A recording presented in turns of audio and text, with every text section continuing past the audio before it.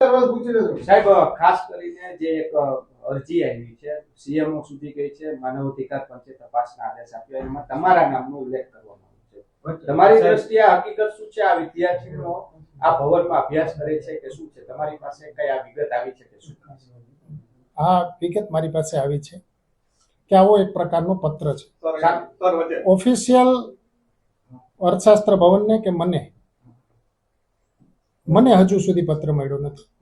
એટલે વિદ્યાર્થીનું નામ છે, એ નામ સાચા છે કે ખોટા છે એનો મને ખ્યાલ નથી, પણ મને પૂર્ણ શ્રદ્ધા છે કે એમાં કોઈ વિદ્યાર્થીના, અમારા કોઈ વિદ્યાર્થીઓના નામ હોય જ ન શકે, કારણ કે એ પ્રકારનું મારું વ્યક્તિત્વ નથી.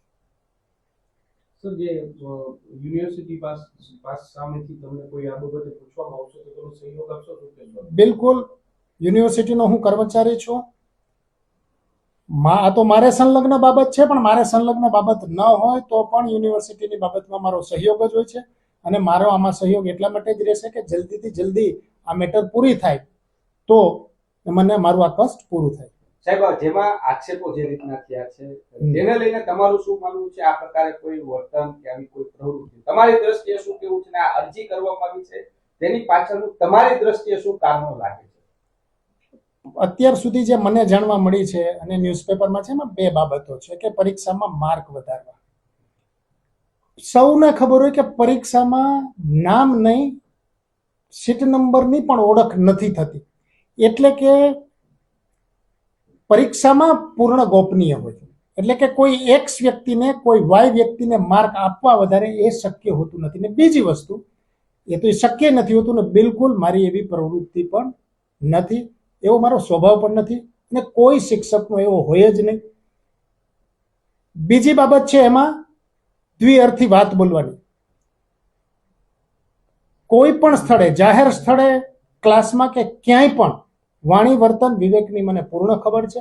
આવું ક્યારેય મારાથી બન્યું નથી, અને મારા કોઈ પણ વિદ્યાર્થીને પૂછો, 10 વર્ષ પહેલાને પણ પૂછો તો એવો જવાબ મળે કે આવું બને જ નહીં.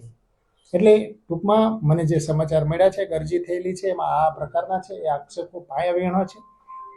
તમે બીજું કંઈ પૂછશો તો હું તમને કહીશ, પણ એવું મન છે કે કાયદાના અને કુદરતના ડર રાખ્યા વગર કોઈ એક પત્ર નાખી દીધો છે. કાયદાની રીતે જે કંઈ થશે એ યુનિવર્સિટી કરશે, અને કુદરતની રીતે થશે એ વ્યક્તિને ખબર પડશે. સહયોગમાંથી જે અરજી આવી છે એની તપાસની વાત છે, તો શું આખો મામલો છે ને યુનિવર્સિટી દ્વારા શું તપાસ કરવામાં? આમાં મહિલા આયોગમાંથી એક અરજીના સંદર્ભે એક પૂછાણ આવ્યું છે. એના માટે અમે વિભાગના અધ્યક્ષનો અભિપ્રાય લેવાનો રાખ્યો છે. એમાં કોઈ સેક્સ્યુઅલ હેરેસમેન્ટ કે એવો પ્રકારનો કોઈ કિસ્સો નથી આમાં, પણ ઘણી વખત એવું થતું હોય છે કે આ પ્રકારની ઘણી બેનામી કે એવી ફેક અરજી પણ મળતી હોય છે યુનિવર્સિટીને. તો એની અંદર વિદ્યાર્થીની ચકાસણી કરવાની હોય છે કે વિદ્યાર્થી ખરેખર આ જ છે કે વિભાગની અંદર કામ કરે છે, શું છે, ભણે છે. તો એ બધી તપાસનો વિષય થાય. કુલ મળીને એના માટે આપણે વિભાગના અધ્યક્ષ જે છે એમનો અભિપ્રાય માગ્યો છે આમાં, અને એમનું જે કંઈ કારણ છે એમનો અભિપ્રાય છે, કારણ કે બધી ખરાઈ છે એમના પક્ષે થતી હોય છે. ખાસ કરીને જે આવી અરજી આવી હોય છે એમાં વિદ્યાર્થીઓની ખાસ ખરાઈ કરવા માટે એમાં, એટલે એ તપાસ એટલે કે એમનું પૂછાણ અભિપ્રાય લીધો છે એમાં. એના માટે એ અભિપ્રાય અમારી અત્યારે એમને એક બીજા કામથી ગાંધીનગર ડિપ્યુટ કર્યા છે આપણે, એટલે કાલ સુધીમાં આવી જશે. એટલે આપણને પછી એનો અભિપ્રાય મળશે, એ પછી આગળ આપણે શું કરવું એ કરવાનું છે. સાહેબ, જે અરજી તમને માનવ અધિકાર પંચમાંથી આપી છે તેમાં ઉલ્લેખ કરવામાં આવ્યો છે, ખાસ કયા પ્રકારની તપાસ? એટલે એમાં બધું કોઈ સ્પષ્ટ વાત નથી. એમાં એમ કે દ્વિઅર્થી બોલે છે, અથવા તો કોઈ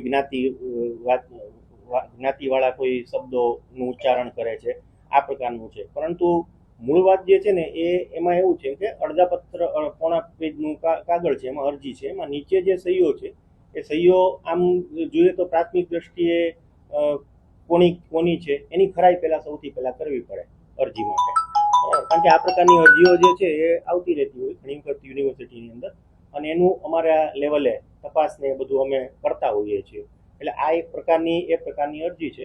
અમે એમાં અભિપ્રાય માગ્યો છે, અને જે કંઈ હશે એમાં આપણને 1-2 દિવસની સાહેબ, એમાં અંદર કોઈ વિદ્યાર્થીનીના નામ